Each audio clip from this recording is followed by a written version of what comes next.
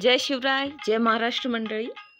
असं म्हणतात की शिवरायांचे 8वावे रूप, शिवरायांचा 8वावा प्रताप, शिवरायांचा 8वावा साक्षेप भूमंडळी.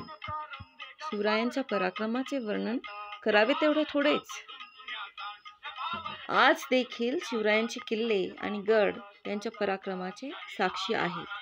तर आमच्या तुळजाभवानी ग्रुपने कीस्टोन अंकुरम शाळेतर्फे आयोजित किल्ला बनवण्याच्या उपक्रमात भाग घेतला आणि आम्ही विशाळगडाची प्रतिकृती बनवली. शिवरायांच्या आठवणींना उजाळा देण्याचा हा आमच्यातर्फे एक छोटासा प्रयत्न आहे.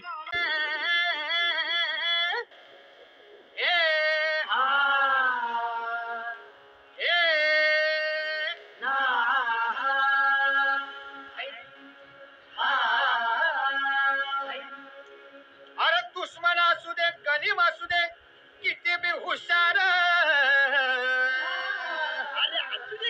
अरे दुश्मन असू दे, गनीम. जय शिवराय, जय महाराष्ट्र. माझे नाव शौर्य प्रशांत पालकर. आज मी तुम्हाला विशाळगडाबद्दल माहिती देणार आहे. आपल्या गोष्टीची सुरुवात होते पन्हाळगडापासून. चला तर मग जाऊया पन्हाळगडाकडे. ही गोष्ट आहे 13 जुलै 1660 रोजीची.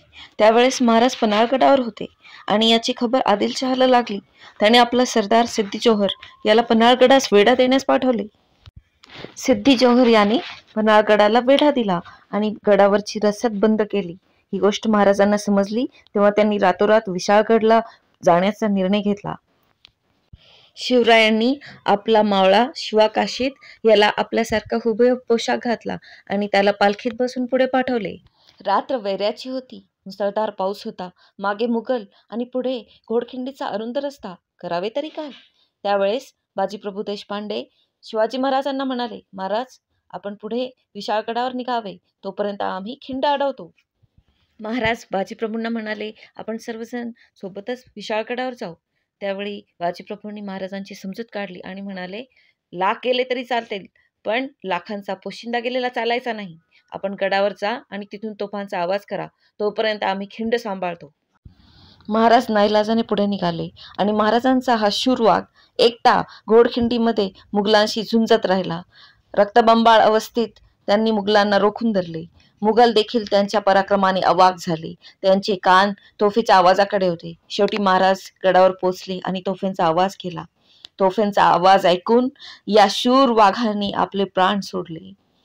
जेव्हा ही गोष्ट महाराजांना समजली तेव्हा त्यांना अत्यंत दुःख झाले.